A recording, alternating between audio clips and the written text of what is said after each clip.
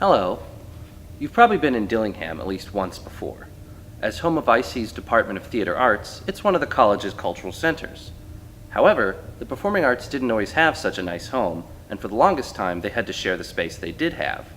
Come with me to learn the history of the building that has made the IC Department of Theater Arts into the world-class institution it is today, the Dillingham Center for the Performing Arts. Welcome to another episode of Ithaca College, Then and Now.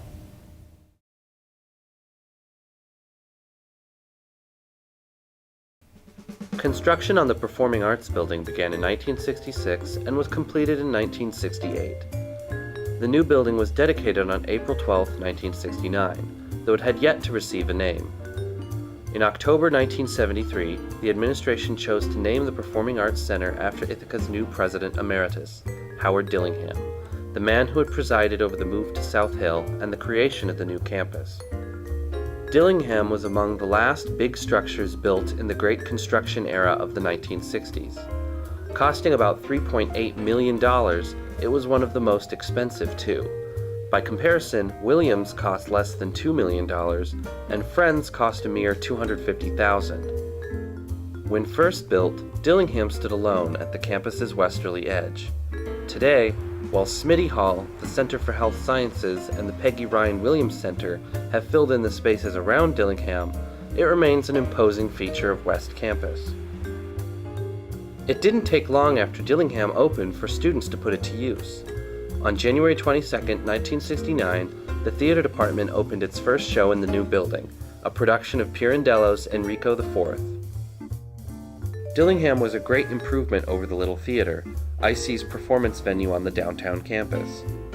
Whereas the Little Theater only had one 14-foot deep stage, Dillingham had two theaters, the main theater, now called the Horner Theater after George Horner, former associate professor of drama, and the Arena Theater, now called the Clark Theater or the Black Box.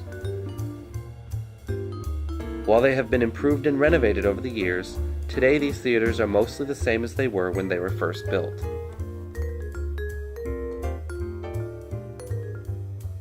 Until recently, Dillingham's north side featured a small patio and a simple wide concrete staircase. In 2008, the construction of the Peggy Ryan Williams Center caused the side of Dillingham to be remodeled. The Job Hall Annex was added under where the old staircase was, and a new staircase, part of a new terraced courtyard, was installed. To facilitate moving between the buildings in inclement weather, the college also constructed a suspended walkway connecting Dillingham's north side to PRW. Finally, the college made small aesthetic changes, such as replacing the old wood and iron fences with steel and glass, to make Dillingham match its new neighbor. Renovations occurred inside Dillingham as well. In the 1960s, the building's lobby had a set of elegant iron gates that separated the waiting area, called the red carpet, from the ticket booth and entryway. Today, these gates are no more, and the once clean walls of the lobby are covered with the posters of plays that IC alums have worked on after college. Perhaps the biggest internal change to the building was the addition of an elevator shaft, making the building more handicap accessible. Originally, the theater department shared Dillingham with the radio and TV department, and later, the film department. The theater department had the upstairs, while the burgeoning communications school controlled the downstairs studios. After the Park School of Communications was built in 1989, the theater department took over the TVR sound stages, and today these studios are used for classes and student theater performances. While some outside departments still have a presence there, Dillingham is at last almost exclusively in the hands of the theater program. Since they were first used in 1969, the Dillingham fountains have become one of the most iconic parts of the South Hill campus.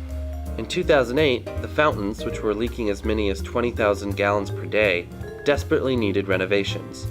Today, the fountains, newly surrounded by a glass fence, remain an indelible feature of the Ithaca College landscape. Do you have any memories of Dillingham? Did you ever see or work on a play here? Please post your thoughts and experiences in the comments section of this video so we can preserve them for the future. This has been another episode of Ithaca College, Then and Now. Thanks for watching, and see you next time.